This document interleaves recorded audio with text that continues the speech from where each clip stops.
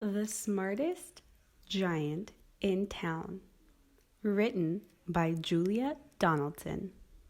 Illustrated by Axel Scheffler. George was a giant, the scruffiest giant in town.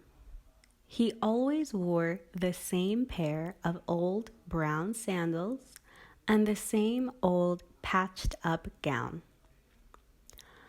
"I wish I wasn't the scruffiest giant in town," he said sadly. But one day, George noticed a new shop. It was full of smart clothes. So he bought a smart shirt, a smart pair of trousers, a smart belt, a smart stripy tie, some smart socks with diamonds up the sides, and a pair of smart, shiny shoes. "Now I'm the smartest giant in town," he said proudly. George left his old clothes behind in the shop. He was about to go home when he heard a sound. On the pavement stood a giraffe who was sniffing sadly. "What's the matter?" asked George. "It's my neck," said the giraffe. "It's so very long and so very cold. I wish I had a long, warm scarf." "Cheer up," said George, and he took off his stripy tie. "It didn't match my socks anyway," he said as he wound it around and around the giraffe's neck. It made a wonderful scarf. "Thank you," said the giraffe. As George strode towards home, he sang to himself, "My tie is a scarf for a cold giraffe, but look me up and down, I'm the smartest giant in town." George came to a river. On a boat stood a goat who was bleating loudly. "What's the matter?" asked George. "It's my sail," said the goat. "It blew away in a storm. I wish I had a strong new sail for my boat." "Cheer up," said George, and he took off his new white shirt. "It kept coming untucked anyway," he said, as he tied it to the mast of the goat's boat. It made a magnificent sail. "Thank you," said the goat. George strode on, singing to himself, "My tie is a scarf for a cold giraffe. My shirt's on a boat as a sail for a goat. But look me up and down, I'm the smartest giant in town." George came to a tiny ruined house. Beside the house stood a white mouse with a lot of baby mice. They were all squeaking. "What's the matter?" asked George. "It's our house," squeaked the mother mouse. "It burned down and now we have nowhere to live. I wish we had a nice new house." "Cheer up," said George, and he took off one of his shiny shoes. "It was giving me blisters anyway," he said, as the mouse and her babies scrambled inside. The shoe made a perfect home for them. "Thank you," they squeaked. George had to hop along the road now, but he didn't mind. As he hopped, he sang to himself, "My tie is a scarf for a cold giraffe. My shirt's on a boat as a sail for a goat. My shoe is a house for a little white mouse. But look me up and down, I'm the smartest giant in town. George came to a campsite. Beside a tent stood a fox who was crying. What's the matter? Asked George. It's my sleeping bag. I dropped it in a puddle.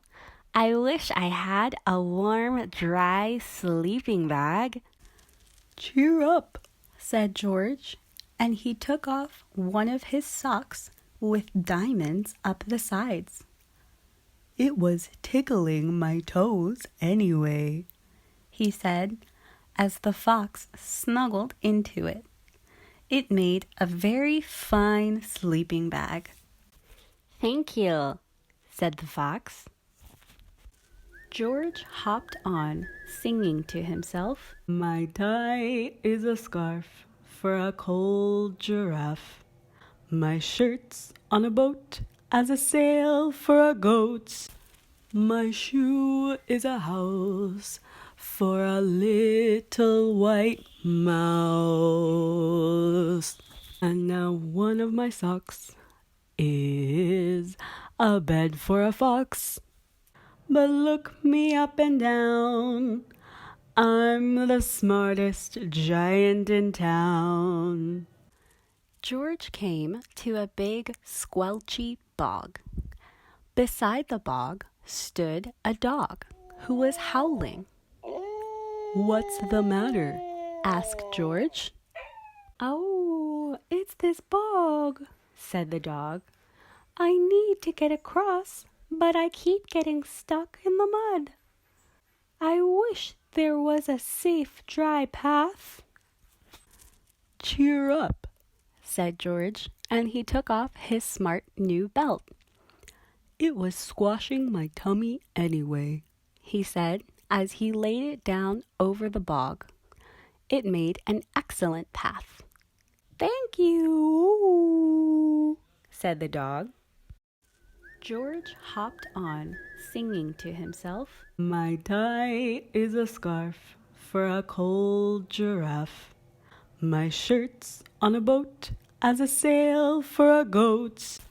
My shoe is a house for a little white mouse. And now one of my socks is a bed for a fox. My belt helped a dog who was crossing a bog. But look me up and down. My trousers are falling down. I'm the coldest giant in town.